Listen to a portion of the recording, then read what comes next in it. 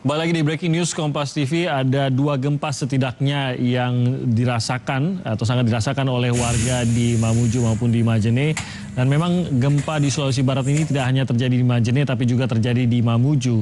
Dan Basarnas tempat masih berusaha mencari korban yang terjebak di reruntuhan bangunan. Ada berbagai titik di Mamuju khususnya yang saat ini menjadi fokus dari tim Basarnas untuk penyelamatan ataupun evakuasi dari warga yang tertimpa reruntuhan bangunan ini. Ada 4 tim yang diturunkan oleh Basarnas untuk mencari korban yang masih terjebak di reruntuhan bangunan. Gempa di Mamuju tidak hanya merusak sejumlah fasilitas dan rumah warga, tapi juga merusak kantor Gubernur Sulawesi Barat.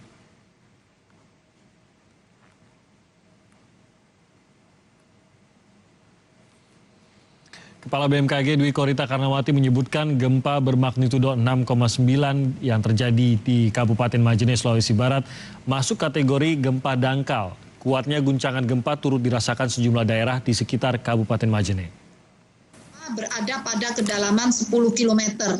Ini berarti gempa dangkal yang tentunya karena magnitudonya cukup besar juga sangat dirasakan di permukaan.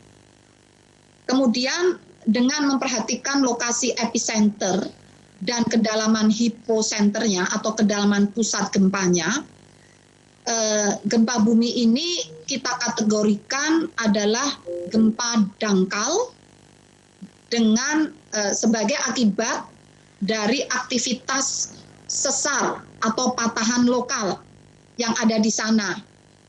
Nah, hasil analisis kami, mekanisme patahan tersebut merupakan mekanisme pergerakan naik. Bagaimana dampak dari gempa bumi tersebut? Kami mencatat guncangan gempa bumi ini dirasakan di daerah Majene atau Mamuju ya dengan kekuatan intensitas guncangannya 4 sampai 6 MMI. Artinya 6 MMI itu sangat dirasakan oleh banyak orang, dan bahkan apabila ada cerobong, ada bagian-bagian dari bangunan itu bisa roboh.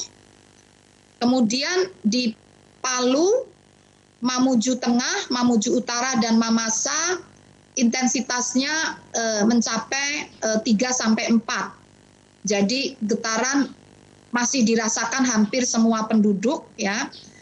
Kemudian juga terasa seperti adanya truk yang berlalu. Nah, jadi tadi saya ulangi, dirasakan di Majene, dirasakan di Mamuju, kemudian juga di Palu, Mamuju Tengah, Mamuju Utara, dan Mamasa. Kita langsung menuju ke jurnalis Kompas TV Edwin Arwan Pitu yang berada di Kabupaten Majene di Sulawesi Barat. Edwin, bisa melaporkan di mana lokasi Anda berada, dan yang kita tahu Anda dari tadi ada atau berusaha menuju ke lokasi yang terdampak oleh gempa. Apa yang sudah Anda lihat yang menjadi dampak dari gempa yang terjadi pagi tadi, Edwin? Ya, Mas Timothy. Saat ini saya berada di Kecamatan Sendana, sekitar 60 km dari titik gempa di Kecamatan Malunda, Kabupaten Mamuju. Dari hasil pantauan saya tadi di Kecamatan Malunda, pasca gempa 6,2 skala Richter pada pukul 2 dini hari tadi, ada ribuan warga yang mengungsi di sekitar titik gempa di wilayah Kecamatan Malunda ini. Warga mengungsi di berbagai titik di dataran tinggi. Dari hasil pantauan kami di lapangan, pemerintah Majene konfirmasi bahwa ada 8 warga yang meninggal dunia akibat gempa atau tertimbun di reruntuhan rumah mereka masing-masing. Ke-8 warga ini sudah dievakuasi dari tempat kejadian perkara dan dibawa ke rumah sakit dan rumah sakit Majene. Sementara itu pemerintah terkait juga mengkonfirmasi bahwa ada sekitar 20 warga yang mengalami luka berat dan selebihnya ada luka ringan. Mereka mendapat pertolongan intensif di rumah sakit yang didirikan Brimob di Poros Jalan Trans Sulawesi Barat tepatnya di Kecamatan Malunda, di titik-titik pengungsian tersebut. Terus pengungsi ada sekitar 2.000-an orang yang mengungsi di berbagai titik di Kecamatan Malunda. Mereka meninggalkan rumah, menuju ke tempat-tempat ketinggian karena merasa bahwa gempa susulan akan masih terjadi, maupun takut dengan ancaman tsunami karena sebagian besar warga berada di pesisir pantai Kabupaten Majene. Seperti itu, Bang Timothy. Semerata apa kerusakan yang terjadi? Anda kan sempat melakukan perjalanan yang cukup panjang dari pagi tadi. Apakah cukup meratakah atau memang ada di beberapa kabupaten tertentu yang mengalami kerusakan atau kecamatan tertentu yang mengalami kerusakan yang lebih parah? Kerusakan terjadi itu yang kami lihat di jalan itu hanya di sekitar kota Malunda. Sekitar kota Malunda yang merupakan titik gempa ini. Ada rumah sekolah, rumah-rumah ibadah yang mengalami kerusakan, ada kerusakan ringan maupun kerusakan berat. Tapi kerusakan tidak signifikan terjadi di titik-titik yang kami lalui itu. Karena dari informasi yang kami dapat bahwa kerusakan besar itu terjadi justru di kota Mamuju, sekitar 60 km dari titik gempa ini di Kecamatan Mamuju. Timothy. Penanganan terhadap khususnya korban sejauh ini Anda pantau dari aparat maupun dari Pemda setempat bagaimana? Apakah sudah ada tanggapan atas hal tersebut? Warga yang sakit yang mengalami luka yang kami pantau itu dirawat di rumah sakit darurat yang didirikan oleh Pemda bersama aparat kepolisian di sekitar kota Malunda, Kecamatan Malunda. Warga mendapat perawatan di titik-titik pengungsian yang kami dapati tadi. Ada warga yang mengalami luka berat dan selebihnya dilarikan ke Rumah Sakit Umum Kabupaten Majene, sekitar 90 km dari titik gempa. Seperti itu, Pak. Edwin, ada imbauan dari BMKG bagi warga untuk menjauhi bangunan karena adanya kemungkinan ataupun resiko terjadinya gempa susulan. Bagaimana ini Anda lihat dilakukan apa yang dilakukan oleh warga terkait dengan imbauan ini, atau apakah imbauan ini sudah juga diterima oleh warga? Ya, dari pantauan kami, Bang Timothy, ini ada pemerintah atau pihak BPD setempat baru memberikan himbauan warga di titik-titik pengungsian. Para petugas mendatangi titik pengungsian yang ada untuk memberi warga edukasi atau memberi pengertian agar tidak termakan isu hoax. Karena yang tersebar di warga masyarakat bahwa gempa susulan akan masih tetap terjadi. Yang kedua dengan akan adanya tsunami. Yaitu yang memicu warga untuk mengungsi meninggalkan rumah mereka sejak dini hari tadi sampai saat ini, Bang. Oke, tertampungkah tadi warga yang Anda sebutkan mengungsi tadi? Apakah ada area-area yang memang memadai untuk warga? Ada di sekitar dari titik pengungsian di Kecamatan Malunda ada halaman sekolah SMK Bukit Tinggi yang agak berada di tempat ketinggian. Warga terlihat dengan swadaya mendirikan tenda-tenda pengungsian bagi keluarga mereka masing-masing. Tidak ada tenda yang tidak terorganisir ya. Ini warga sendiri ya, warga swadaya saja begitu. Dalam pemenuhan kebutuhan juga masih swadaya.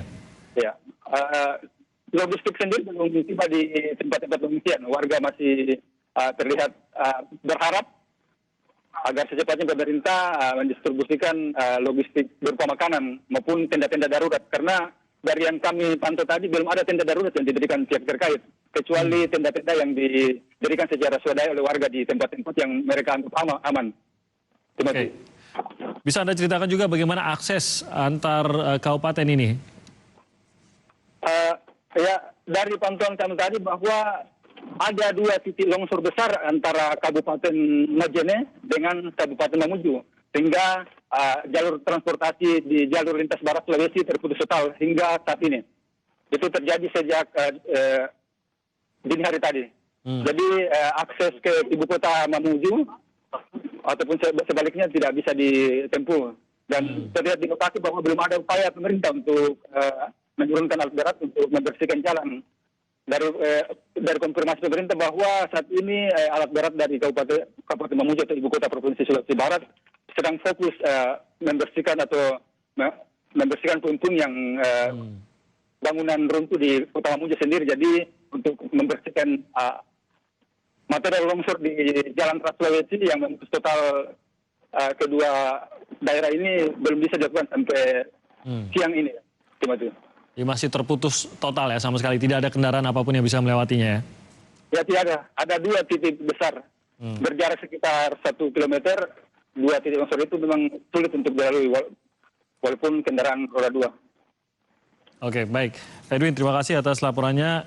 Edwin Aruan Pitu yang melaporkan dari lokasi. Tadi Erwin juga mencoba menuju ke lokasi di mana terdampak gempa di Majene, tapi ada kesulitan untuk mencapai lokasi-lokasi tertentu karena kondisi jalan pun di antara Mamuju dan Majene saat ini terputus. Tadi ada beberapa titik yang terputus total.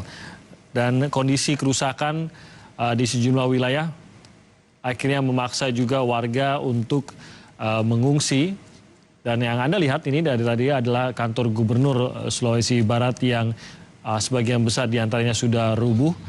Informasi sekitar 1 jam yang lalu masih ada 2 orang yang terjebak di dalam kantor gubernur ini dan sedang diupayakan penyelamatan oleh tim SAR atas kedua orang yang masih terjebak di dalam reruntuhan gedung kantor Gubernur Sulawesi Barat ini.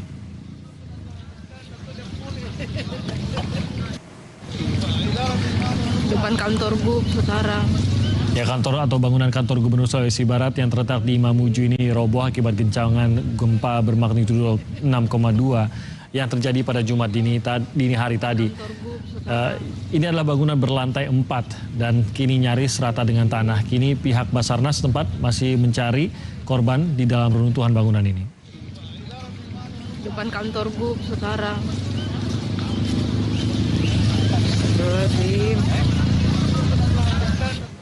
Musola. Sebelumnya pada gempa Kamis yang kemarin sejumlah rumah warga dilaporkan mengalami kerusakan akibat gempa dengan kekuatan 5,9 magnitudo. Gempa juga memicu terjadinya longsor di Jalan Trans Sulawesi. Hingga saat ini masih terus didata mengenai kerusakan maupun data korban. Ada 10 unit kendaraan sepertinya tertimpa.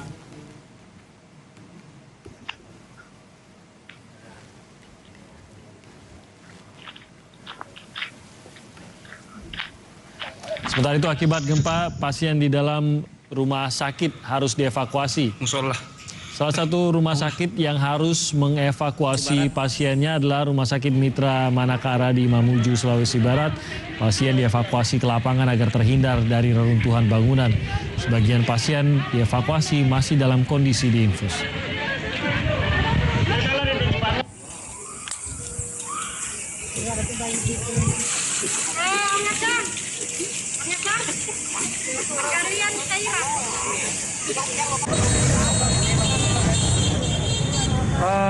Dapat kami informasikan bahwa saat ini kami sedang melaksanakan operasi SAR dari Basarnas Mamuju.